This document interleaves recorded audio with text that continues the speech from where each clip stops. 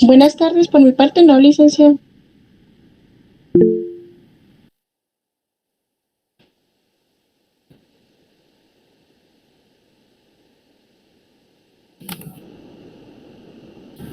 Todo claro, Rick.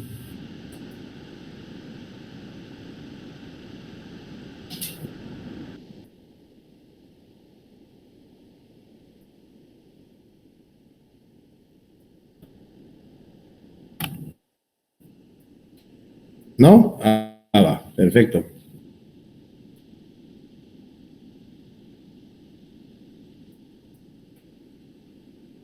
No solo en mi clase, sino en todas las clases, pongan su total empeño, dedicación. Yo sé que cuesta, la mayoría trabajamos y es cansado llegar a la casa y todavía tener que recibir clases, pero es parte de la vida, parte del crecimiento personal y profesional, ¿verdad? Entonces, bienvenidos, y ya saben que cualquier cosa estoy a la orden, me pueden interrumpir en cualquier momento de la clase, solo si les pido ordenadamente. No voy a apagar los micrófonos, vamos a hacer la prueba hoy. Entonces, cualquier duda, pues prenden su micrófono y la hacen, ¿vieron? Entonces vamos a comenzar, pues.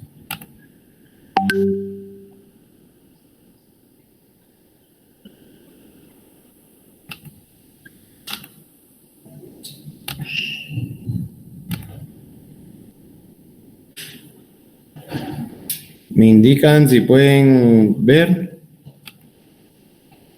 Sí, licenciado. Sí, licenciado, gracias. Yo creo que aquí tengo un error. ¿Es sección D o G?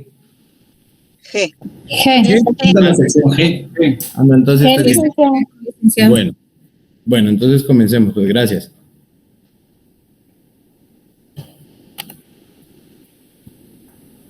Bueno, pues la primera unidad, como les dije el día martes, vamos a ir desarrollando todo el programa del curso, como está estructurado, ¿verdad? La primera unidad, segunda unidad, hasta llegar hasta la sexta. La primera unidad que vamos a comenzar el día de hoy son los antecedentes e instituciones del derecho colectivo del trabajo. ¿Qué temas vamos a tratar o qué subtemas vamos a tratar de este tema en general? El nacimiento del derecho colectivo del trabajo, la importancia del derecho colectivo, la autonomía del derecho colectivo, la definición, finalidad, naturaleza jurídica, principios del derecho colectivo del trabajo, diferencias entre el derecho individual y el derecho colectivo, las fuentes del derecho colectivo, la jerarquía y aplicación supletoria de las fuentes del derecho del trabajo y, por último, las instituciones del derecho colectivo de trabajo.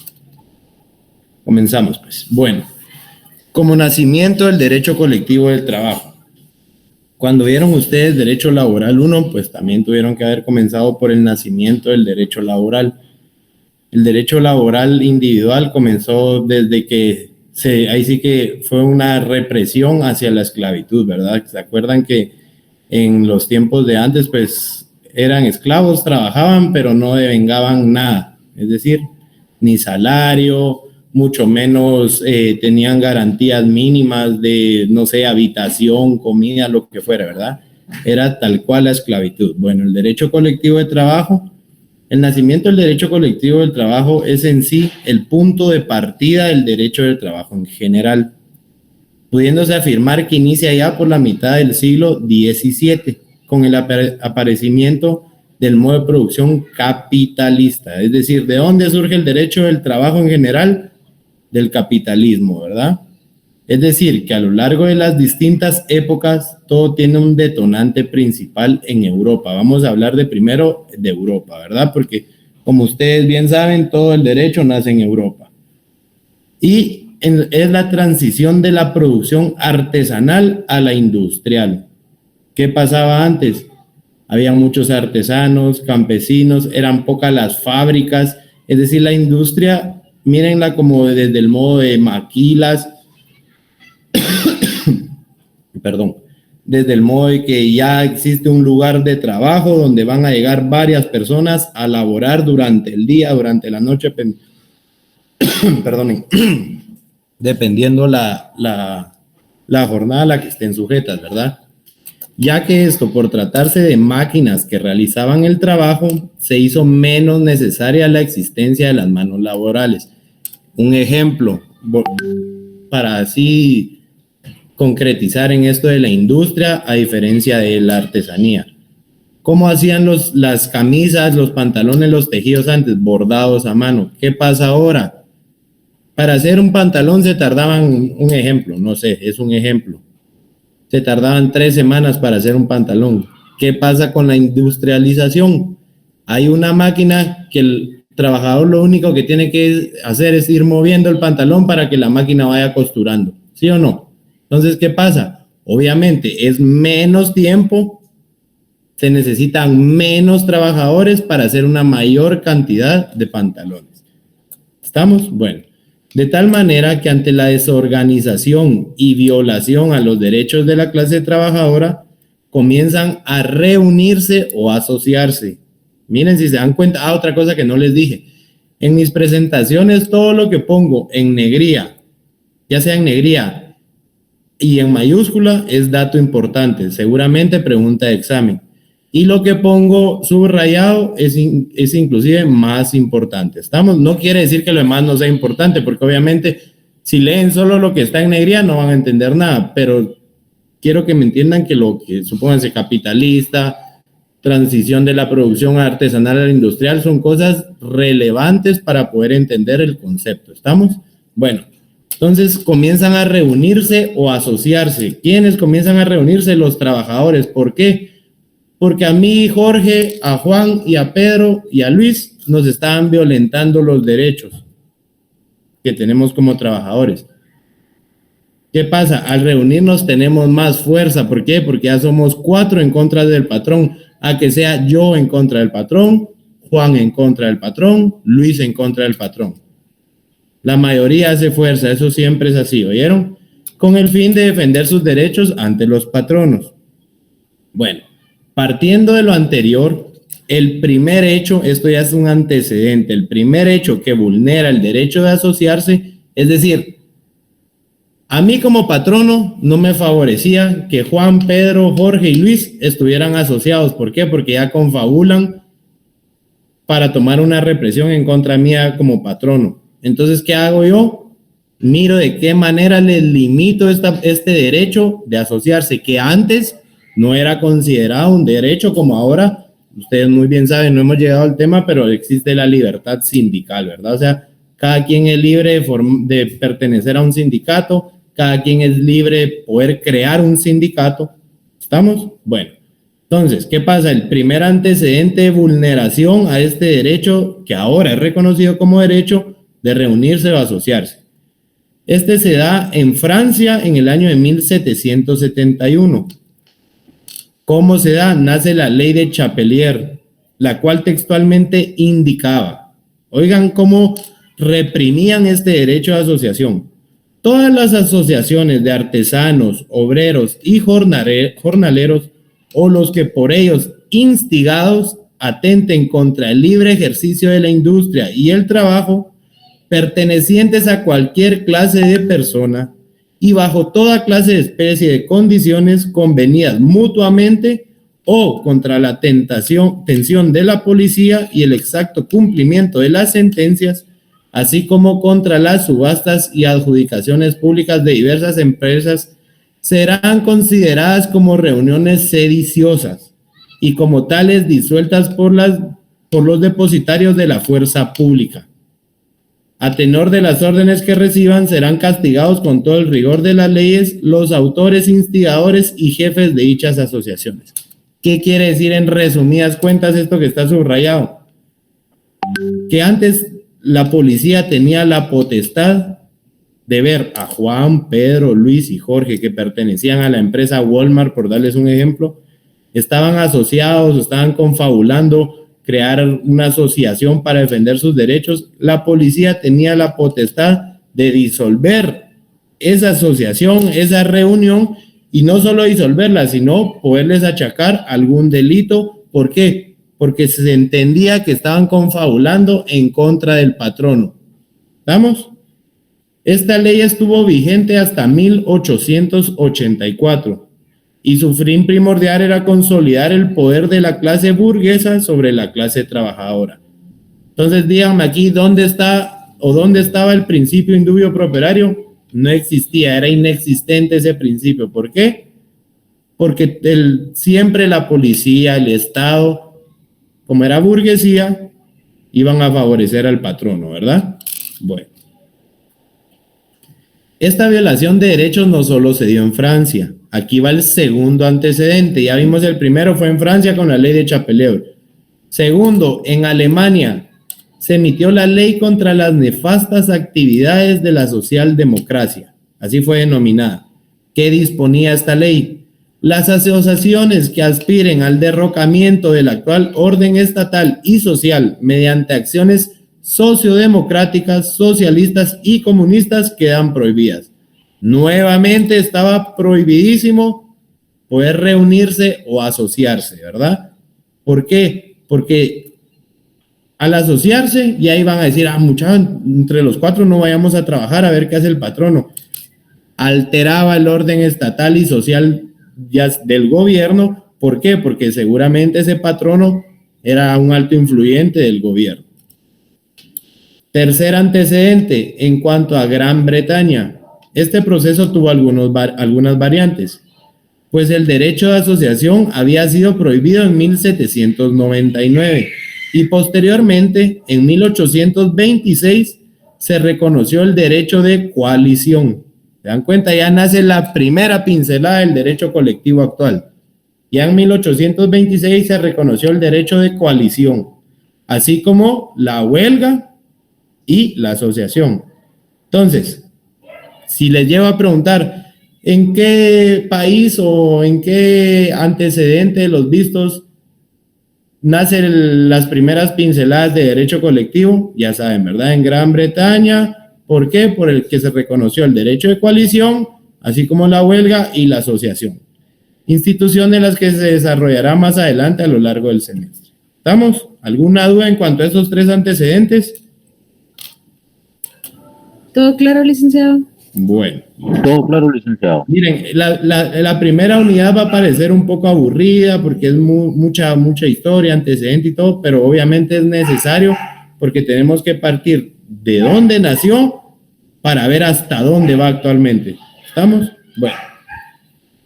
Derivado de lo antes mencionado, se puede concluir que el derecho colectivo de trabajo surge como una protesta de la clase trabajadora ante las constantes violaciones de sus derechos. ¿De dónde? ¿Derivado de qué? Ya lo dijimos anteriormente, del capitalismo y de la industrialización. Es por ello que, como dice el dicho, juntos somos más fuertes, nuestras voces más fuertes y la sinergia de nuestras acciones más poderosa, comienzan a surgir las organizaciones laborales. Entonces vamos a partir que aquí ya surgen las organizaciones laborales. Estas se dividieron en 3 etapas. ¿Cuál vimos ya? La primera, que es la etapa de la prohibición. ¿Dónde comenzó? En Francia y en Alemania. La etapa de la prohibición decía que durante la cual todo tipo de organización, reunión, asociación se consideraba como un delito y como delincuente aquella persona o grupo de personas que pretendieran agruparse para beneficio de la colectividad. Esa etapa ya la vimos en los antecedentes. La etapa de la tolerancia fue la época que, sin haber una disposición legal definida, es decir, en la ley no estaba establecido como está actualmente, derecho a la huelga, derecho al paro, derecho al sindicato, derecho a la coalición. Nunca iba a estar en una ley explícitamente, pero el Estado empezaba a reconocer o a tolerar, de ahí viene la etapa de tolerancia, los movimientos obreros, ya que empieza a reconocer los grandes efectos nocivos del sistema económico sin una fuerza que le equilibre. Entonces, en esta etapa es donde se dan cuenta los patronos, no, estos ya se están asociando y me están jalando a más trabajadores, entonces mejor me voy a sentar con ellos a ver qué quieren y a ver qué negociamos. Eso es, en palabras claras y sencillas, la etapa de la tolerancia. No estaba en ley, tampoco estaba prohibido y se les consideraban como delincuentes ni como delito asociarse o reunirse, sino que aquí es donde se va comenzando a dar la etapa de negociación, la etapa de la tolerancia. Vuelvo y les repito, estos 8 trabajadores me van a jalar a aquellos 3 y ya me quedo sin trabajadores. No, a ver qué quieren, negociemos. Esa es la etapa de la tolerancia. Y la etapa de la legalidad, que es en la cual estamos, ¿verdad? Es en la cual se promulgan leyes que tímidamente van concediendo derechos de organización a los trabajadores. Es la última etapa y es la que ha evolucionado conforme al pasar de los años. ¿Se dan cuenta? Aquí dice tímidamente. En la actualidad eso es un derecho constitucional, ¿verdad? Entonces, teniendo como ley principal y fundamental, por ende, base del derecho colectivo, el Tratado de Versalles. Entonces, pregunta, ¿dónde se reconoce por primera vez el derecho colectivo? En el Tratado de Versalles, ya que este fue el que creó la Organización Internacional del Trabajo, conocida como en sus siglas como la OIT, ¿verdad? Y en consecuencia fue este en el que las altas partes contratantes, quienes pertenecían a la OIT, obviamente potencias mundiales, ¿verdad? ¿Quiénes eran las potencias mundiales? Las que tenían mayor industrialización en el mundo. Dispusieron de importancia particular y urgente establecer como procedimientos y principios, entre otros, el segundo. Por favor, ¿alguien levantó la mano? ¿No? Bueno, el derecho de asociación con vistas a todos los fines no contrarios a las leyes. Lo mismo para los asalariados que para los patronos. ¿Se dan cuenta? Este segundo es muy importante. ¿Qué establece este segundo? Si bien es cierto, reconoce el derecho que tienen tanto los trabajadores como los patronos, porque ahí establece asalariados y patronos.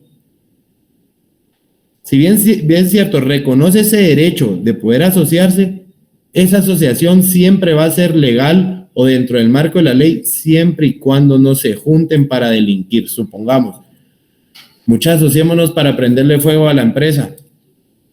No. Muchachos, asociémonos para arruinar la maquinaria, así el patrón no tiene que gastar y comprar nueva. No.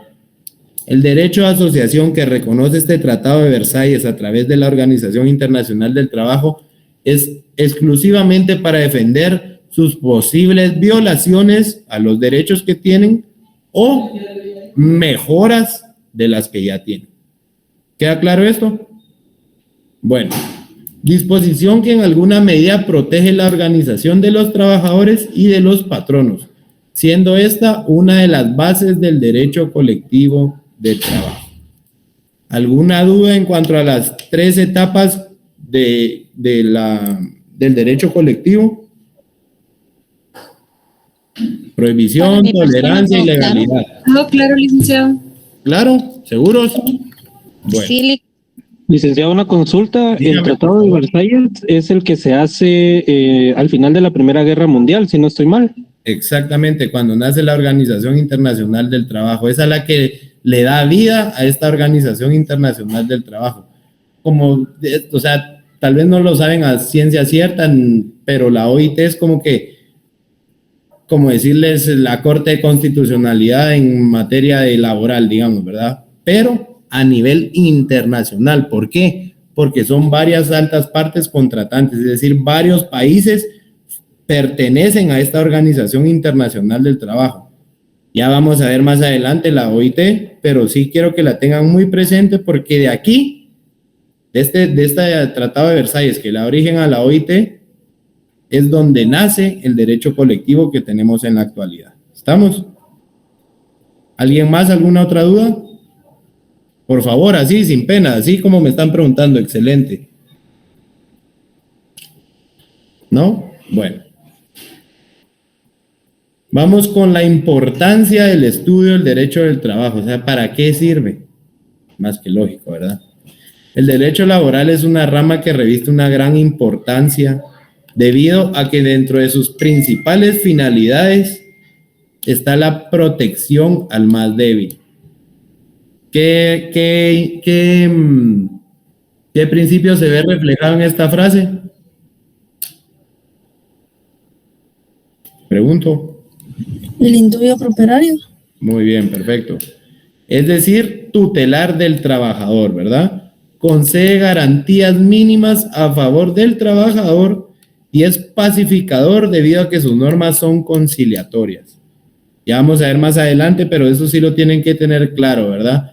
El derecho laboral es conciliador. Busca de todas las maneras llegar a conciliar antes que poder emitir una sentencia. Bueno, el derecho en su conjunto es una creación o descubrimiento del hombre.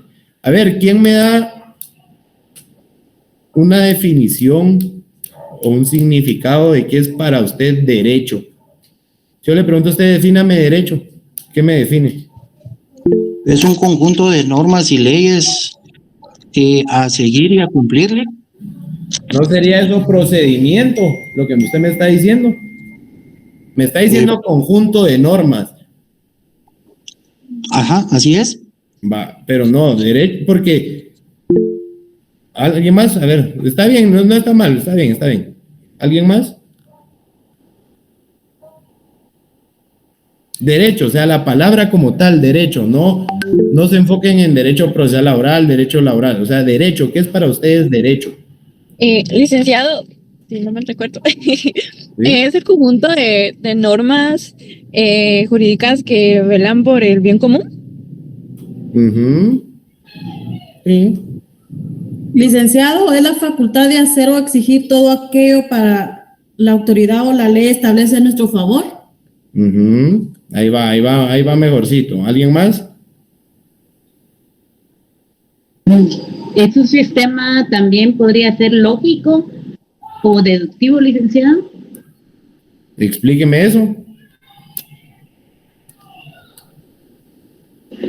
¿Perdón?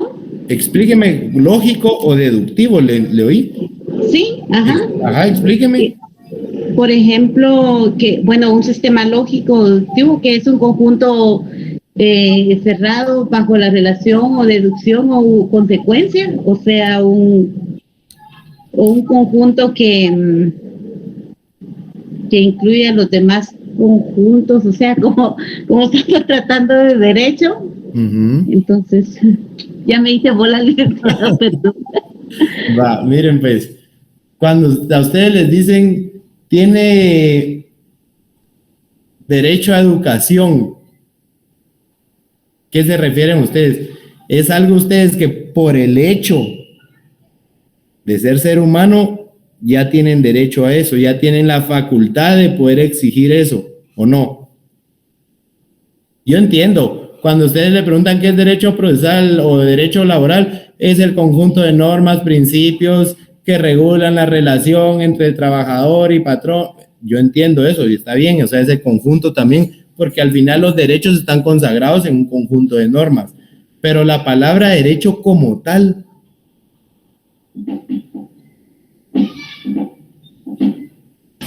licenciado, podría ser la voluntad de la clase dominante erigida en ley. que busca al final, ¿qué es lo que se busca? Si yo tengo derecho, yo Jorge tengo derecho a la educación, ¿usted Luis tiene derecho a la educación? Claro. Claro, ¿verdad? Entonces, ¿qué es un bien común, verdad? Para todos. Licenciado, buena tarde. ¿Será un sistema u orden normativo institucional que regula la conducta externa de las personas?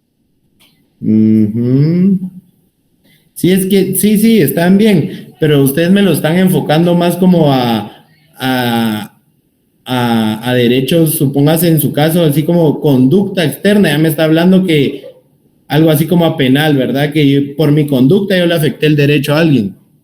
Pero está bien, bueno, no nos enfrasquemos, pero ahí se los dejo de tarea. Definición de derecho así, tal cual, la palabra derecho, ¿sí? Bueno. En su conjunto es una creación o descubrimiento del hombre que se pone a su servicio, oigan muy bien, para regular las interrelaciones que se derivan de la actividad de los mismos hombres. Es decir, yo tengo derecho a la educación, Luis también, pero yo vengo y hago algo para que Luis ya no pueda estudiar, yo a él ya le estoy violentando su derecho. Entonces, ¿qué busca el derecho? Es una creación, una facultad, un descubrimiento que tiene el ser humano, el hombre, entiéndase hombre y mujer, ¿verdad? O sea, no por hombre solo vamos a decir hombres, ¿verdad?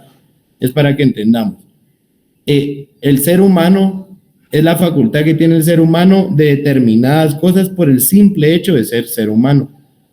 ¿Qué pasa cuando yo me interrelaciono con otro ser humano? Ese ser humano tiene el mismo derecho, pero vengo yo y realizo algo para violentarle ese derecho, ya estoy infringiendo en la facultad que por el hecho de ser humano tiene esta otra persona. ¿Estamos? Bueno, por regla general, las nuevas disciplinas jurídicas van surgiendo de otras con las cuales guardan mayor afinidad y que les han dado acogida hasta que la nueva rama pueda identificarse como una disciplina propia. No sé si recuerdan cuando vieron ustedes la naturaleza jurídica, o no sé, catedrático, cómo les habrá denominado, pero cuando vieron que habían varias escuelas que decían que el derecho laboral no era autónomo. No sé si recuerdan de eso. Que decían que unos venía del derecho civil porque era un contrato, otros de derecho mercantil. No sé si recuerdan cuando vieron ese tema. Miren, este tema va relacionado a la lucha que hay entre si el derecho de trabajo es público, privado o social. ¿Vieron ustedes eso en Derecho Laboral 1? Sí, que necesitaba de un fundamento para poder establecerse el derecho laboral. Que le venía de otro. Entonces, había un cierto grupo de conocedores que decían que era del derecho privado. ¿Por qué? Porque el derecho laboral venía de un contrato que se hacía entre el patrono y trabajador. Entonces decían que era derecho privado y cerrados con que era derecho privado.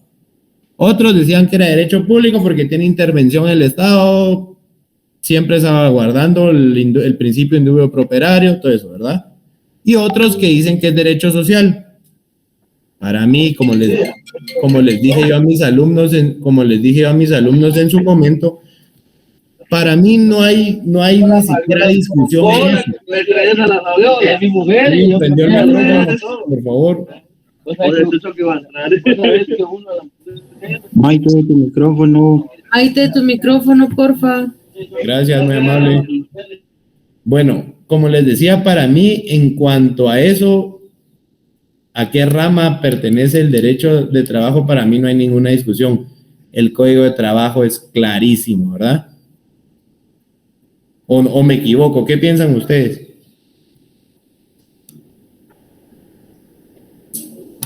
Alguien que me dé el fundamento legal del Código de Trabajo donde dice es derecho público.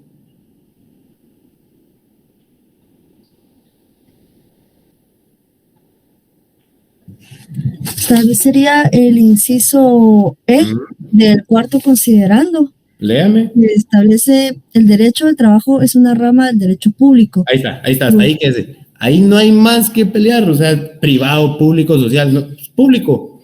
Obviamente con la evolución del derecho laboral ha entrado esta rama de que es social y yo no estoy en desacuerdo. Entonces, ¿a qué quiero llegar con esto?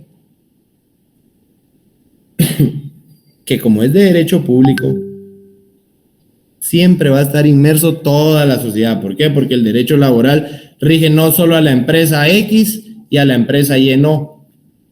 A diferencia del derecho privado, digamos, en derecho civil, no va a ser lo mismo atender el caso de X contra Y al caso de Y contra Z, ¿verdad? O sea, el derecho laboral rige para todos los trabajadores, independientemente de a qué empresa laboren o no. ¿Estamos? Bueno, es por ello que cuando los derechos o garantías mínimas de esta clase trabajadora, se ven violentados o tergiversados, es que se asocian, con el fin de hacer valer estos a sí mismos para crear mejores condiciones de trabajo.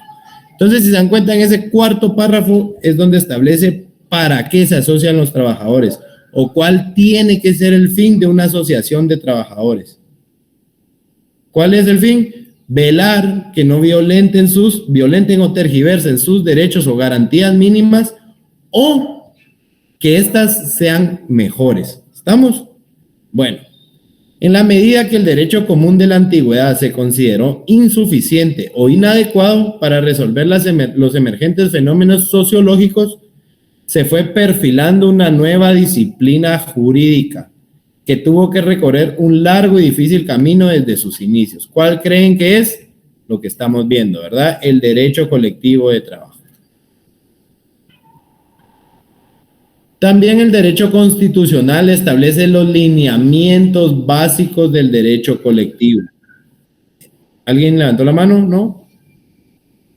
Bueno, en el título 2 de la Constitución Política de la República establece el contenido de los derechos humanos, dividiendo dicho título en capítulo 1, el cual regula los derechos individuales, y el capítulo 2, los derechos sociales, el capítulo 3, derechos y deberes cívicos y políticos, y capítulo 4, limitación a los derechos constitucionales. Dentro del capítulo 2 del referido título 2 de la Constitución guatemalteca se encuentra regulado en la sección 8ª las garantías mínimas que determinan la prestación del trabajo. Encontrándose contenido en dicha sección todos los derechos fundamentales que regulan las relaciones patrono-trabajadoras. ¿Estamos? Entonces, ¿qué quiere decir esto? Que ya la Constitución le da fuerza al derecho colectivo de trabajo. ¿Y qué es la Constitución? Según la pirámide de Kelsen, lo máximo, ¿verdad? La ley suprema. Bueno, en el artículo 106 de la Constitución Política de la República de Guatemala, primer párrafo, se establece que los derechos consignados en esta sección son irrenunciables para los trabajadores, susceptibles de ser superados a través de la contratación individual y colectiva. Entonces, ¿qué estamos diciendo? ¿Qué establece este artículo? Que esos derechos son los mínimos, pero son susceptibles de ser cambiados siempre y cuando sean superados. Nunca van a poder ser cambiados para que sean menos favorables a los ya establecidos. Siempre van a ser susceptibles de cambio a través de un contrato individual o un contrato colectivo o una negociación colectiva para ser superados, ¿verdad? Bueno. Para este fin, el Estado fomentará y protegerá la negociación colectiva. ¿Qué es la negociación colectiva? Ojo a esto. Proceso que implica pláticas pacíficas. Ahorita que lo vaya leyendo, ustedes se van a dar cuenta que hay varios elementos que debe contener para que sea considerada una negociación colectiva. Proceso que implica pláticas pacíficas. Primera, ¿verdad? Tienen que ser pacíficas. No voy a llegar yo con mi grupo de compañeros de trabajo con machetes, con pistolas, a ver qué negociamos. No, ¿verdad? Eso ya no tiene nada de pacífico. Entre uno o más empleadores o patronos u organizaciones de estos y uno o más sindicatos. ¿Con qué objeto? Con objeto de celebrar un contrato colectivo que regule las condiciones de empleo y las relaciones entre las partes. Entonces, ¿qué quiere decir esta negociación colectiva? ¿Tiene que ser pacífica? Sí. Puede ser entre uno o más empleadores o patronos u organizaciones de estos y uno o más sindicatos. ¿Con qué objeto? Celebrar un contrato colectivo. ¿Para qué? Para regular las condiciones de empleo y las relaciones entre las partes. Esas condiciones de empleo tienen que ser, tienen que ser mejores a las reguladas en el artículo 106 de la Constitución Política de la República, o iguales o menores. ¿A qué está obligada esa de contrato colectivo? Mejores condiciones. Obligado.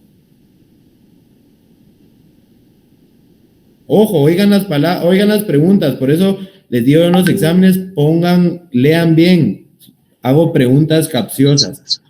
A cumplir con los derechos mínimos que establece la Constitución. Muy bien, a cumplir, el patrono está obligado a cumplir con los que están en el 106. Con eso está obligado. ¿Qué busco en una negociación colectiva? Mínimo que me respeten esos que ya están consagrados o que me los mejoren media vez. ¿Qué pasa? No es obligación del patrono mejorármelos. Sí es obligación del patrono respetarme los consignados. ¿Estamos? ¿Miran la diferenciación?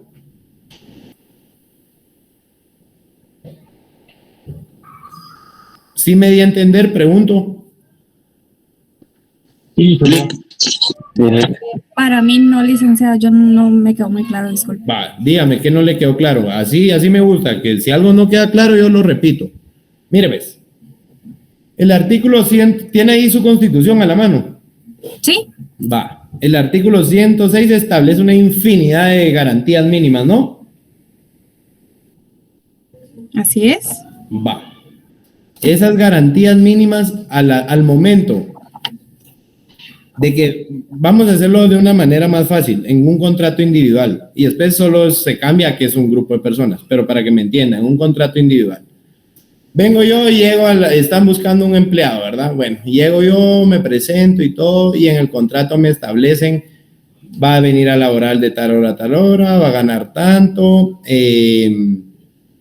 todas esas, no todas, ¿verdad? Pues, pero las que sean aplicables, que están reguladas en el artículo 106, si el patrono me las establece en el contrato, yo puedo firmar. ¿Por qué? Porque no me está violentando ni tergiversando mis garantías mínimas constitucionales. ¿Qué pasa si el patrono dice, no, mira, no trabajes tanto, mejor solo trabaja 4 horas al día? Pregunto, ¿es mejora o no es mejora eso? Sí, sería mejora. Claro, por supuesto, es mejora. Entonces, ¿qué pasa? Yo como trabajador sí puedo firmar. ¿Por qué? Porque el patrono voluntariamente me está diciendo, miren, su contrato va a trabajar 4 horas y no 8, como establece la ley. Entonces, me está mejorando una garantía mínima. Por eso el artículo 106, cabal dice, en esta sección son irrenunciables para los trabajadores, susceptibles de ser superadas a través de la contratación individual. ¿Es superado eso que me dé menos horas de trabajo? Para mí, con los ojos cerrados firmo. Ustedes no. Sí, hay que firmar. Va, entonces hoy ya quedó claro a qué me refiero con esto de que el patrono está obligado a garantizar estos derechos mínimos regulados en el artículo 106, pero los puede mejorar, lo cual está permitido legalmente. ¿Por qué? Porque son susceptibles de ser superados a través del contrato individual. ¿Hoy sí ya me entendió? Sí, licenciado, gracias. Muy bien, a la orden.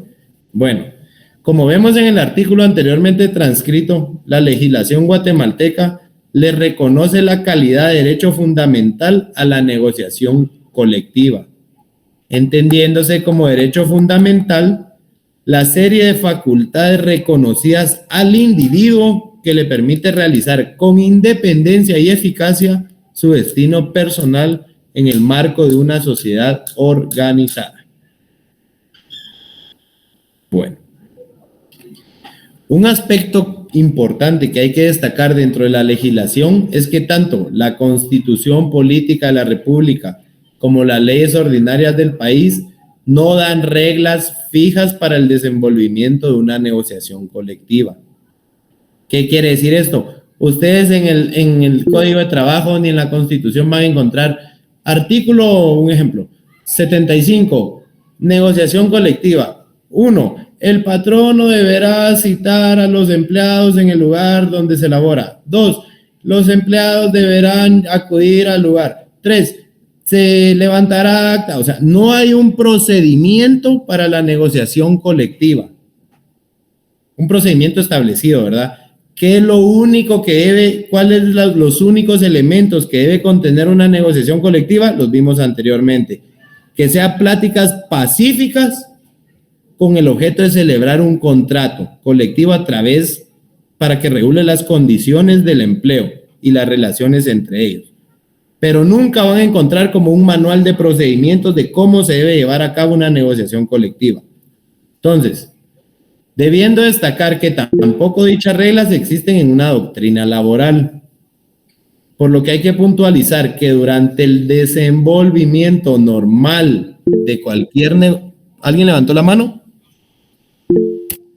¿No? ¿O están escribiendo? No puedo ver si están escribiendo porque tengo abierta la presentación.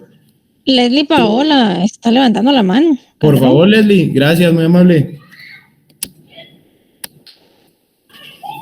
¿La escucho, Leslie? ¿No? Bueno. Entonces, como les decía, no hay un artículo que establezca el procedimiento para realizar una negociación colectiva. Entonces, ¿qué vamos a hacer? ¿O qué se debe hacer? Basarse en 3 principios para que una negociación colectiva se pueda dar. El primer principio de seguridad, que garantiza a los negociadores para que puedan con plena libertad exponer sus ideas, aceptando o rechazando los términos del proyecto y mantener un diálogo abierto y respetuoso entre las partes. ¿Qué quiere decir este principio de seguridad? Ya estamos sentados. Ah, no, pero el patrón está con 20 seguridad atrás de él. Obviamente ahí yo no estoy en libertad, ya me miro cohibido, ya me miro coaccionado a decir, sí está bien, señor, sí está bien. ¿Quién está levantando la mano? Que me hable. Parece que se le quedó atorado el botón a Leslie Paola. Ah, bueno. Licenciado, es Leslie, pero tiene problemas con su computadora y por eso es ella levantando la manita, pero no. Ah, va.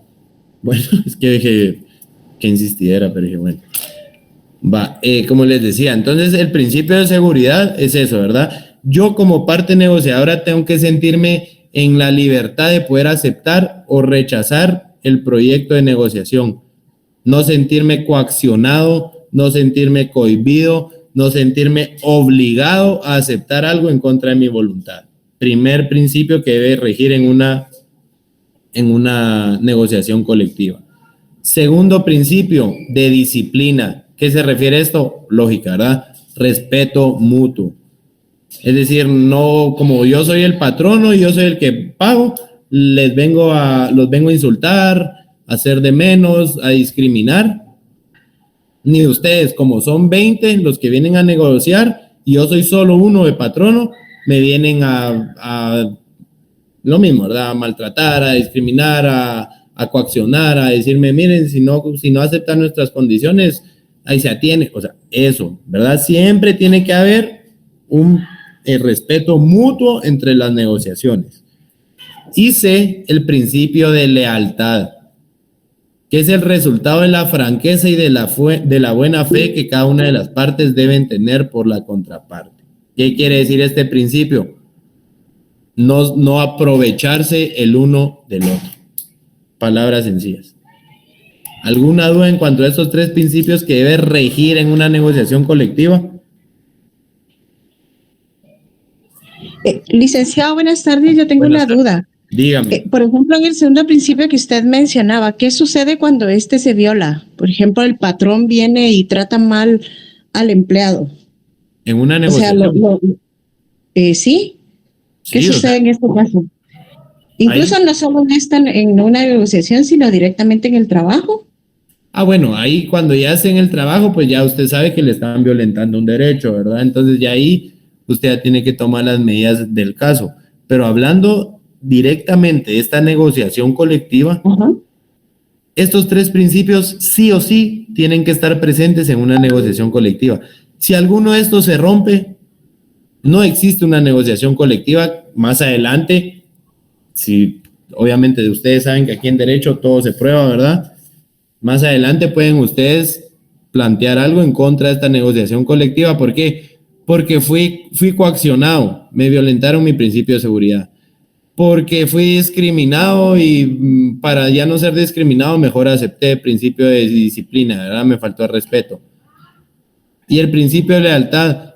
el patrono se aprovechó de nosotros porque nos dijo que nos iba a dar tal cosa, ¿me entiende? Entonces, esos 3 principios deben regir para que una negociación colectiva llegue a buen puerto, es decir, para que se dé por hecha una negociación colectiva. Miren, al final, una negociación colectiva es muy raro que no se den esos 3 principios. ¿Por qué? Porque siempre que uno negocia porque le conviene, ¿no? Entonces, no voy a venir yo de trabajador o mis compañeros y yo a venir a romper uno de esos 3 principios si nosotros lo que queremos es que el patrón no se dé cuenta de nuestras necesidades, que nos cambie las condiciones, que nos las mejore. Entonces, yo siempre he dicho, es más fácil entrar por el lado bonito que por el lado tosco, digamos, ¿verdad? Entonces, ¿qué se busca en las negociaciones? La palabra lo dice, negociar, dialogar pacíficamente para poder llegar a un fin mutuo, es decir, que los dos estén de acuerdo. Sí, muchachos, tienen razón, les voy a mejorar esto. Muchas gracias, patrono. Termina la negociación colectiva y da sus frutos la negociación. ¿Estamos? Bueno, con lo cual queda determinado que dentro de nuestro ordenamiento jurídico la negociación colectiva tiene el carácter de norma constitucional, tanto por estar reconocida taxativamente por el artículo constitucional y que además dicho derecho es incorporado a nuestro ordenamiento jurídico mediante la suscripción de convenios internacionales. ¿Se acuerdan que les dije que íbamos a ver convenios de la OIT? Pues uno de los que vamos a ver habla específicamente de esto, los cuales tienden a adoptar diversas proposiciones que fomentan las negociaciones colectivas libres y voluntarias entre las partes. Miren lo que tengo subrayado ahí, muy importante. Todo trabajador y patrono tiene derecho inherente a participar, en negociaciones colectivas, las cuales serán ley entre las partes y modificarán las condiciones en el que el trabajo debe prestarse. Ojo, miren esto, siempre y cuando dichas modificaciones no disminuyan las otorgadas por la ley. ¿Está claro? ¿Qué busco yo negociar? Que me mejoren mis condiciones actuales. Nunca voy a negociar para que me las disminuyan, ¿verdad? Es ilógico. ¿Está claro esto de la negociación colectiva? Sí, licenciado. Sí, licenciado. Bueno. Sí, Licenciado, esto fue una consulta. Por favor. Fíjese que en la presentación, usted se quedó en el punto 1.2 de la diapositiva, no sé si avanzó un poco más, que no llevamos ahí varios minutos. ¿No están viendo esto ahorita? ¿No, todo lo que hablé no lo vieron? No, hasta ahorita me escribió licenciado. ¿En serio? Bien, lo vimos. No se miraba hasta ahorita. Sí se miraba. Fue la señal de algunos compañeros. Los que no lo vieron es la señal de ustedes, porque según tengo entendido voy cambiando lo que voy hablando, ¿no? Sí, lo va haciendo. Gracias, compañeros. Disculpen la molestia. No tengan pena. Igual, miren, como les dije yo el martes, todo esto que estamos hablando, yo se los voy a subir cuando ya la termine toda la presentación de la primera unidad. Yo se las voy a subir al tablón de Classroom para que ustedes tengan a bien leerla cuantas veces se les dé la gana y repasar o algo que no quedó claro. Ustedes pueden venir, abrir la presentación, hacen sus apuntes, no me quedó claro esto, y a la siguiente clase pues lo tratamos. ¿Estamos? Bueno. Gracias, Ahorita Lick. Sí siguen viendo, ¿verdad? Sí, Lick. Sí, disculpe, con respecto a lo último. ¿Alguien está hablando ahí? Sí, licenciado. Dígame, solo se habla un poquito más recio, por favor. Ok, permítame, voy a ver cómo está mi volumen. ¿Se me escucha ahí? Ahí está, perfecto. Ok, tenía abajo el volumen. Con respecto a lo último, a los puntos últimos que trató, Ajá. Digamos, esto es doctrina y teoría, ya que vemos que en la práctica muchas veces en los pactos colectivos el sindicato ha perdido mucha credibilidad. Exacto, Ajá. porque vemos que en las negociaciones que se hacen ante los patronos se negocian y va en detrimento contra los trabajadores. Llámese horas extras, beneficios y jornadas laborales.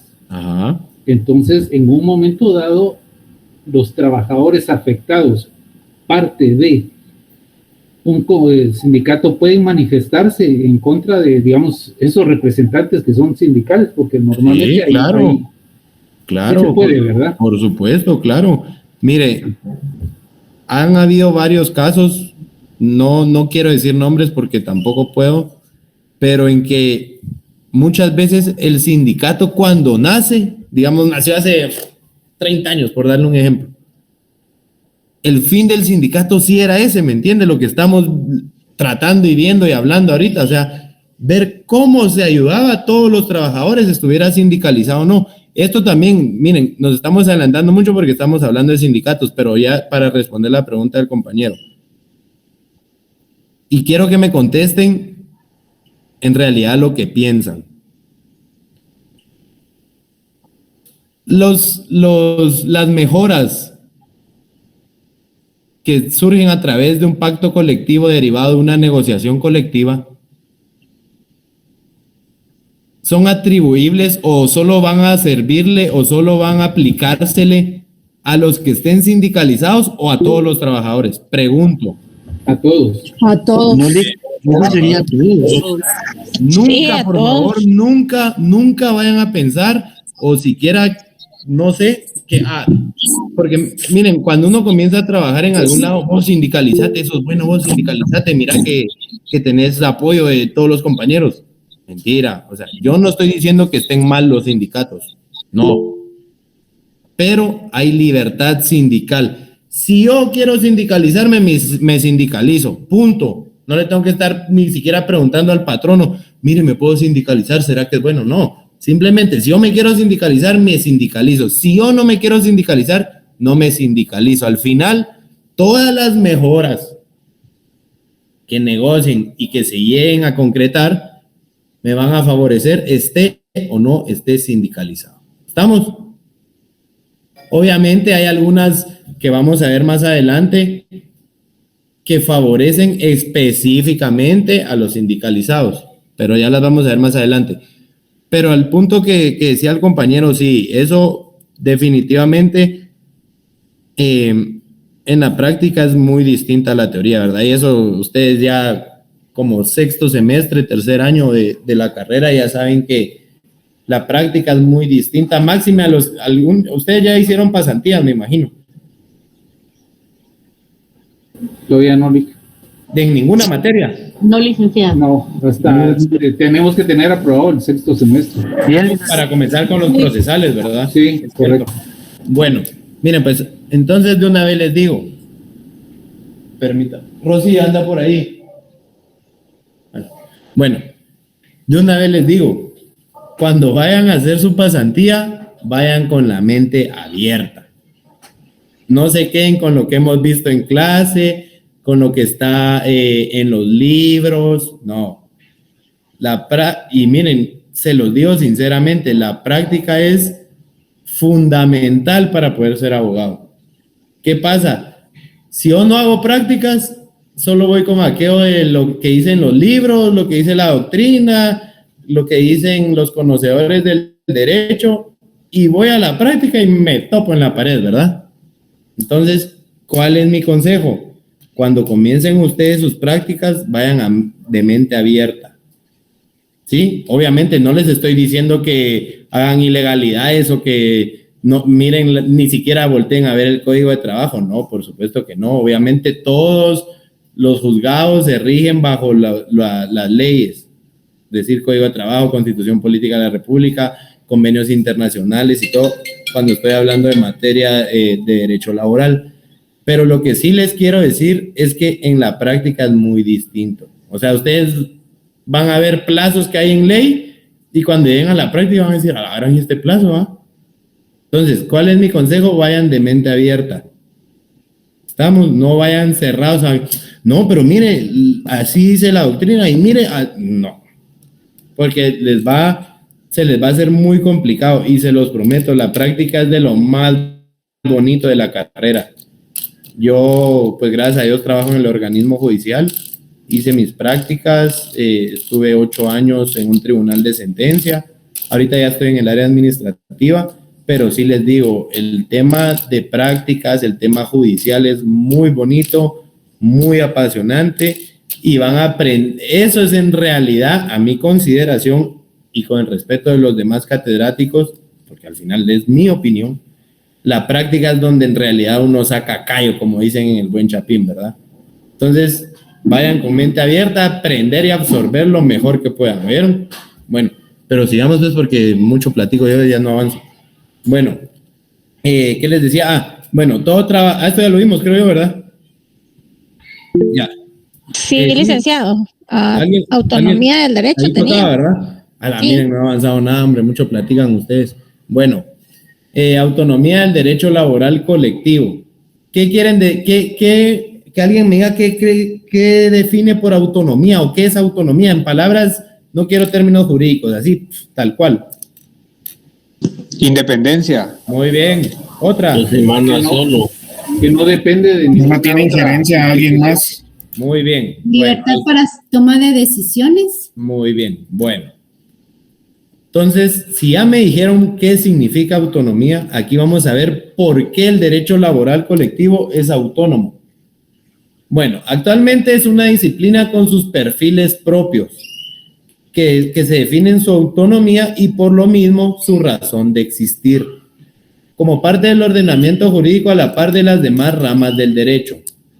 El derecho laboral tiene autonomía porque tiene un campo propio de aplicación, ¿sí o no? ¿O se aplica para todo? No, ¿verdad? Se aplica para las relaciones entre trabajador y patrono. Entonces, ¿tiene campo propio de aplicación? Sí. Bueno, independencia del derecho civil, obviamente, ¿verdad? No tiene nada que ver el derecho civil con el derecho laboral. Segundo, autonomía legislativa, por supuesto, tiene sus propias leyes ordinarias y está reconocida específicamente en la Constitución Política de la República de Guatemala. Aquí lo establece, la Constitución le dedica una sección a este tema, entonces no quiere decir que la Constitución diga, establezca, perdón, porque no habla, establezca derechos civiles de los cuales se derivan los derechos laborales. No, tiene su sección propia. Otra, ¿por qué tiene autonomía legislativa? El Código de Trabajo regula sus instituciones. Y en esta se debe incluir a la ley profesional, que es el pacto colectivo. Vamos a ver más adelante. Cuando ustedes, bueno, no sé, pero como no están en prácticas, tal vez no están como muy relacionados a temas. Pero en la práctica le dicen, vos y ya negociaron la ley profesional. Y uno cuando llega se queda así como, ley profesional, ¿cuál será esa ley? No es otra que el pacto colectivo. ¿Por qué le dicen ley profesional? Lo vamos a ver más adelante, pero se los digo. Porque el pacto colectivo rige en cada empresa. Inclusive, más que el Código de Trabajo. Si hay mejoras en el pacto colectivo a las garantías mínimas que vimos en el 106 de la Constitución Política de la República de Guatemala, se aplican las del pacto colectivo. Pero mire, pero en jerarquía es máximo la Constitución, sí, pero por el principio indubio pro operario, siempre que favorezcan al trabajador se van a aplicar esas, sea jerárquicamente inferior la normativa. ¿Estamos claros? Miren que me adelanté un montón, pero solo para que lo tengan. ¿Autonomía jurisdiccional creen que tiene? ¿O a qué se refiere esa autonomía? Tiene sus propios juzgados. Perfecto. ¿Y administrativa? Igualmente tiene su proceso administrativo. ¿En dónde está ese proceso o qué institución? En el Ministerio de Trabajo y Previsión Social. Muy bien, perfecto. Perfecto. Autonomía científica y didáctica, ¿tiene o no tiene?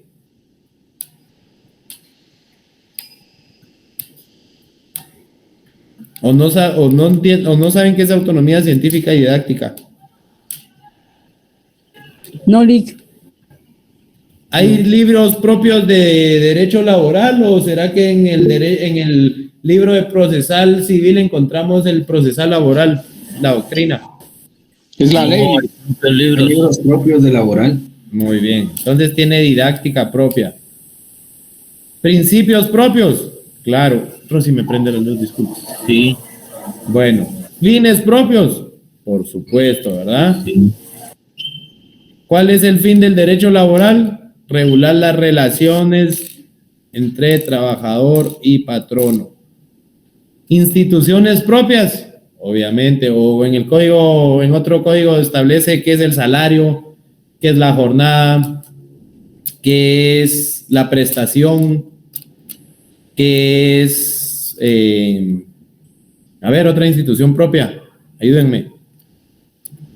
Vacaciones. Vacaciones. Perfecto, vacaciones. Obviamente en otras leyes están reglamentadas cómo se van a hacer las vacaciones, pero ¿de dónde parten las vacaciones? Del Código de Trabajo o de la Constitución Política. Entonces tiene instituciones propiamente de derecho laboral. ¿O creen que en el Código Civil van a encontrar algo de vacaciones? Lo dudo. Bueno, por lo antes mencionado podemos concluir que la importancia de su estudio y las proyecciones radican en: sirve para determinar la función tutelar del derecho de trabajo de este grupo debidamente asociado. Entonces aquí es donde ustedes dirán, porque yo cuando estudié decía, pero el derecho colectivo no puede nacer sin el derecho individual, ¿o no? ¿Qué piensan?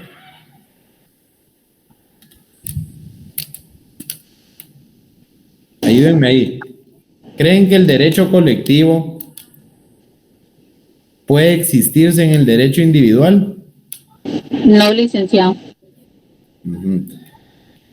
Entonces, todo lo que hemos visto, entonces sí es autónomo el derecho individual, ¿o no? O sea, depende del derecho individual, ¿sí o no? Sí, ¿verdad? Ahora les pregunto, ¿el derecho individual de trabajo es una rama del derecho? ¿O es el derecho de trabajo la rama del derecho público? Derecho de trabajo. ¿Sí me estoy dando a entender o los estoy confundiendo? No, sí sería un... No, o sea, yo entiendo que el derecho laboral es una rama del derecho. Y es usted muy bien lo dijo, una rama del derecho laboral. Y de esa rama se subdivide en dos, derecho individual y derecho colectivo. Por eso, entonces, el derecho colectivo va a ser autónomo. ¿Por qué? Porque el derecho laboral, que es la rama del derecho, es autónoma. El derecho individual de trabajo es autónomo. ¿Por qué? Porque viene de una rama del derecho público, que es el derecho laboral, que es autónoma. Entonces, no quiero que me confundan y me separen como rama del derecho individual de trabajo y derecho colectivo de trabajo. No, la rama del derecho público es derecho laboral. ¿O es que acaso el código de trabajo, hay un código de trabajo que diga código de trabajo del derecho individual, código de trabajo del derecho colectivo? No, código de trabajo que regula las relaciones entre patrono y trabajador de todos, individual o colectiva. Entonces, el derecho colectivo es autónomo, no depende, o sea, obviamente para que nazca, sí tienen que haber varios individuos que se van a asociar para formar un sindicato, por ejemplo. Pero el derecho colectivo tiene sus propias instituciones. ¿El sindicato lo miran ustedes en el derecho individual? No. Principio propio, libertad sindical, ¿lo miran ustedes en el derecho individual? No. Autonomía científica, claro que hay libros de derecho procesal 2 o derecho colectivo de trabajo, claro. Fines propios, sí, la negociación colectiva. Autonomía jurisdiccional, obviamente va a ser la misma que el derecho individual, ¿verdad? No hay juzgado de derecho colectivo y trabajo, no, la misma, ¿verdad? Administrativa igual. Entonces, ¿sí me entienden? Sí, ¿Seguros? Bueno, Otra proyección, ayuda a conocer el mecanismo legal por medio del cual la clase proletaria, trabajadora, asalariado, puede hacer valer sus reivindicaciones económicas y sociales, así como negociar las mejoras. Y por último, el conocimiento teórico y práctico del derecho de trabajo colectivo vincula al estudiante y al profesional con la clase trabajadora. Bueno, vamos a ver, ¿qué hora es? Menos cuarto, sí, todavía da tiempo. Hoy vamos a salir unos 5 minutos antes porque es viernesito. ¿Alguien levantó la mano? Sí, disculpe, una consulta. Dígame. Bueno, no sé si estaré adelantando, pero siempre he tenido esa pequeña duda. ¿Por qué cuando se celebra o se va a celebrar un pacto colectivo con el patrono, por qué siempre el patrono tiene que tomar en cuenta que lo tiene que celebrar con el sindicato mayoritario de la institución? Porque así está reglamentado. Eso ya es así. Mire, yo le digo, en el OJ hay 2 sindicatos, está el STOG y el SOLTRAG, si no estoy mal, son 2. Y siempre va a celebrar con el mayoritario, siempre. ¿Por qué? Porque es el que tiene más trabajadores sindicalizados. Entonces, eso siempre le voy a dar todos los detalles cuando miremos sindicatos, pero eso siempre va a ser así en cualquier empresa, siempre, así hayan 30 sindicatos, van a negociar con el sindicato mayoritario. ¿Qué pasa en muchas empresas? Es que si no me voy a adelantar, pero bueno. No, mejor no. Solo les voy a decir algo. En varias empresas como que se juntan 2 sindicatos y forman uno solo. Eso tiene un nombre específico. Lo vamos a ver más adelante. ¿Oyó? Ok, gracias. Gracias, muy amable. No, de nada, la orden. ¿Alguien más levantó la mano? ¿No? Bueno. Definición del derecho colectivo de trabajo. Al fin van a decir ustedes tanto que hablamos para al fin definirlo. Bueno, es la parte del derecho de trabajo. ¿Se dan cuenta? ¿Cuál es la rama? Derecho laboral o derecho de trabajo. Es la parte del derecho de trabajo referente a las organizaciones de empresas profesionales de los trabajadores y patronos, sus contratos, sus conflictos y la solución de estos.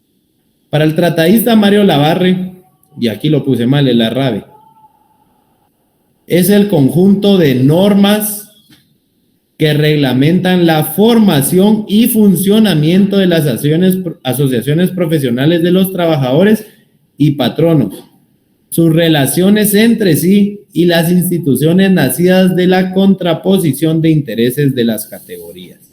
Entonces, si se dan cuenta, en esta definición, el tratadista Larrabe nos establece que va a reglamentar cómo y qué requisitos necesita para que se pueda formar una asociación profesional, ya sea de trabajadores o de patronos, ¿verdad? Las relaciones entre sí, vamos con la negociación colectiva, y las instituciones nacidas de la contraposición de intereses de las categorías. Pactos colectivos, reglamentos colectivos, contratos colectivos. ¿Por qué? Porque son instituciones nacidas de la negociación. ¿Estamos? Bueno, para Antonio Chicas Hernández, el derecho colectivo de trabajo es la parte del derecho de trabajo. ¿Se dan cuenta cómo comienza este tratadista? Es la parte del derecho de trabajo, como muy bien dijo un compañero. El derecho de trabajo se divide en 2, en individual y colectivo. Bueno. Es la parte del derecho del trabajo que estudia los principios propios, doctrinas, autonomía científica y didáctica, instituciones propias y normas que estudian, regulan o reglamentan la formación y funciones de la coalición. Ya vamos a ver qué es una coalición y qué es una asociación profesional de empleadores y trabajadores. La relación entre sí, su posición frente al Estado. ¿Qué quiere decir su posición frente al Estado? A ver quién así, ¡fum!, rapidito. ¿Cuándo tiene intervención el Estado?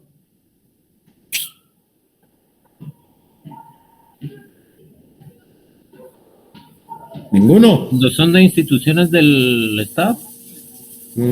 ¿Y la otra? Cuando se violentan los derechos laborales.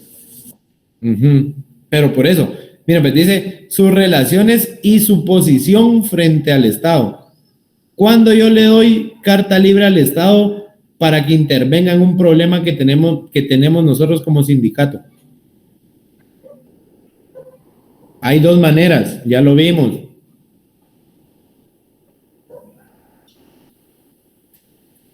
Administrativa, ¿sí o no? Y judicial. Bueno. Los conflictos colectivos y los sistemas de solución de los mismos. Entonces, ¿quedó clara la definición de derecho colectivo de trabajo? Pregunto.